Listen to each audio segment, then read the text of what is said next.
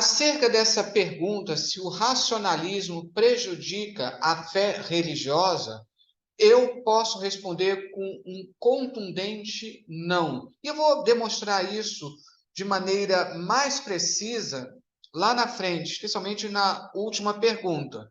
Mas, segundo Lutero, sim. E essa sua percepção possivelmente passou para o movimento evangélico como um todo, em especial chegando até os nossos dias no pentecostalismo. Seria uma das heranças ruins de Lutero. E por isso eu vou me deter longamente sobre essa questão de Lutero, de como ele aborda esse relacionamento entre a razão e a fé. Mas, primeiramente, vamos verificar o que diz o Novo Testamento acerca da razão, a partir da palavra grega nous, para entender adequadamente toda a colocação de Lutero, que rende muito debate entre os estudiosos, como se verá a seguir. E olha que eu precisei resumir, mas vamos lá. Usada somente por Paulo, com exceção de Lucas 24, 45, Apocalipse 13, 18 e 17, 9, nous é um termo impreciso no Novo Testamento. Entretanto, nunca igualado a pneuma ou psique, ou seja, nunca igualado a espírito ou alma. A princípio, significa mente ou disposição, no sentido de atitude moral ou orientação interior, como nós podemos encontrar nessas passagens aqui. Na disposição do crente deveria haver constante renovação, como está lá em Romanos 12, 2. Inclusive, esse é um versículo importante, nós vamos reiterar depois, né, sobre a necessidade de o nosso culto ele não ser ilógico, mas ele ser racional. E ali justamente diz: renovai-vos pela transformação da vossa mente ou do vosso entendimento. A unidade é alcançada quando os membros da comunidade são da mesma luz, de um mesmo pensamento, de uma mesma compreensão. Um segundo sentido é razão prática, ou seja, a consciência moral que determina a vontade e a ação. Desta maneira, em Romanos 7:23, a nos afirma que a lei é de Deus. E em 7:25, Paulo cumpre essa lei com sua luz, ou seja, através da sua mente, através da sua razão. Um último sentido é pensamento, julgamento ou decisão. Devemos estar firmes em nossos julgamentos. Nós encontramos lá em Romanos 14, 5. A decisão salvadora de Deus responde à questão colocada lá em Romanos, do capítulo 9 ao 11, que fala sobre a questão da eleição de Israel e, mesmo assim, a sua rejeição, ou a serem preteridos aos gentios. Lá em 11:34, você tem a reiteração da mente de Deus. Esse também é o significado na primeira ocorrência, em 1 Coríntios 2,16, a mente do Senhor. Na segunda ocorrência, a mente de Cristo, o sentido é o mais de disposição. Agora, um detalhe aqui bem interessante. Quando se fala de mente, apesar de todas essas nuances, isso é exclusivo do pensamento grego. Nós não temos, no hebraico bíblico, uma palavra que chegue sequer perto dessa noção de mente ou disposição. Por isso, no Antigo Testamento, por não haver no hebraico bíblico, porque no hebraico moderno já existe a palavra sechel, né? Mas no hebraico bíblico não existe uma palavra para razão ou mente. E por isso, em muitas passagens, é usada a palavra lev, coração, como bem exemplificado em Provérbios 4, 23. E aqui é interessante comparar Almeida corrigida com a nova tradução na linguagem de hoje. Almeida corrigida, ela está bem traduzida, só que ela é uma tradução ao pé da letra. Aí, o que a nova tradução na linguagem de hoje fez? Fez uma paráfrase para poder explicar. Então, na Almeida corrigida está assim: sobre tudo que se deve guardar, guarda o teu coração, porque dele procedem as saídas da vida. Olha como ficou na nova tradução na linguagem de hoje. Tenha cuidado com o que você pensa, pois a sua vida é dirigida pelos seus pensamentos. Nós temos, além de coração, nós vamos ter o uso de rins, né? Então, no Salmo 139, quando o salmista pede para Deus sondar os seus rins, eu costumo brincar dizendo que não se está pedindo um check-up das vias urinárias, mas apenas está pedindo para que Deus sonde os seus pensamentos. Procedemos agora à análise do que Lutero tinha a dizer acerca do embate entre razão e fé, primeiramente dentro do seu comentário a Gálatas 3:6, e a seguir no contexto de seu debate, um grande debate, acerca da Santa Ceia, ao rebater Zwinglio, Ecolampádio e Karlstadt, num tratado escrito em 1528. Já o comentário a Gálatas é de 1531, mais ou menos. Então, primeiro comentário a Gálatas 3:6. Mas a fé destrói a razão. Eu estou usando aqui a tradução das obras selecionadas, no volume 10, mas no latim se usa a palavra mactat, que é abater, como você está abatendo um animal. Então, no latim, isso fica bem mais impactante. Então, repetindo, mas a fé destrói ou abate a razão e mata aquela besta que todo mundo e todas as criaturas não podem matar. Assim, Abraão a matou pela fé na palavra de Deus, na qual lhe foi prometido um filho da estéril Sara, e já incapaz de concebê-lo. Além de obras selecionadas, que eu indico aqui pela sigla OCEL, eu aqui deixei a indicação da obra original em latim, na edição de Weimar, que é indicada pela sigla WA, e que é encontrada também na extensa tradução que nós encontramos em inglês, na série Luther Works. Então, aqui na edição de Weimar, é o volume 40, no tomo 1, Luther Works, no volume 26, e nas obras selecionadas em português, no volume 10. O número que aparece em seguida é o número da página.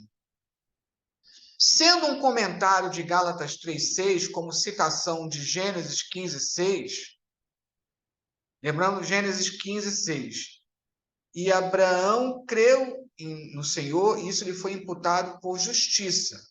Então, assim como Abraão, através da fé na promessa de um filho, matou a razão, assim a fé mata absolutamente a razão.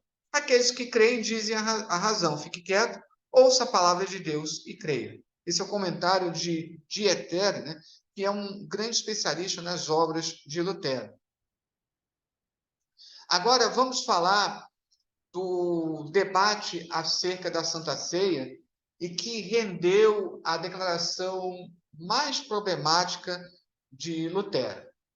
Então, ele diz lá, por outra, essas são as palavras de Lutero, por outra, a expressão que é oferecido por vós, que consta somente em Lucas e Paulo, também incomoda alguns fanáticos, especialmente as hordas de Karlstadt.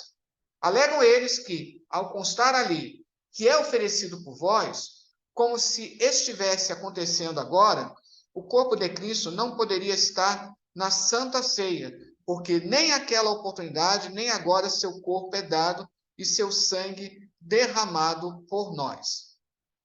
Karlstadt, antes de continuar com a citação, Karlstadt defendia que na Santa Ceia havia um simbolismo da presença do corpo de Cristo. Já Zwinglio negava toda e qualquer presença do corpo de Cristo. Tanto é que Zwingli, ele precisou inserir, dizer que ali, quando diz isso é o meu corpo, significa isto representa o meu corpo. Já Lutero insistia numa presença real. O problema é que para Lutero havia uma presença física, mas essa é toda uma questão do conceito eucarístico de Lutero. Mas continuando, na primeira ceia deveria constar que será dado por vós, e hoje, que foi dado por vós, perspicazes e argutos espíritos. A isso respondi amplamente a senhora Hulda no livrinho Contra os Profetas Celestiais, no capítulo 4. Esses espíritos não enxergam que suas fantasias contrariam tanto a eles quanto a... Esse longo tratado de Lutero sobre a Santa Ceia nós encontramos nas obras selecionadas no capítulo 4, no volume 4, perdão. E aqui eu tirei a citação das páginas 336 e 337 desta obra. Já esta obra Contra os Profetas Celestiais, infelizmente, não foi incluída nessa coleção das obras selecionadas em português. Mas nós podemos conferir, tanto no original, lá na edição de Weimar, quanto em Luther Works, no volume 40. Diz assim: não vou derrubá-la, mas sim fortalecê-la. Além disso, ele nos ensina o que Frau Hulda, a razão natural, tem a dizer sobre o assunto, como se não soubéssemos que a razão é a prostituta do diabo e não pode fazer nada além de caluniar e desonrar o que Deus faz e diz. Então, essa é a citação de Lutero lá na obra Contra os Profetas Celestiais, e que é extremamente impactante quando ele diz que a razão é a prostituta do diabo, mas que isso rende várias explicações. Vou mostrar vários comentaristas analisando essa citação, mas eu preciso lembrar aqui que Frau Hulda, que é o simbolismo para a razão natural, ou Senhora Hulda, essa Hulda não tem nada a ver com a profetisa Hulda que aparece lá no segundo livro de Reis, no capítulo 22. Essa Frau Hulda, que é explicada lá na nota de rodapé de Luther Works, é um personagem da mitologia germânica, em que é o nome da líder de um grupo de criaturas elfas que eram vistas como os instigadores do bem e do mal entre os homens. Como eles, Frau Hulda é de natureza caprichosa, ora amigável, ora hostil. Isso aqui vai ser interessante para poder entender o que exatamente Lutero está querendo dizer.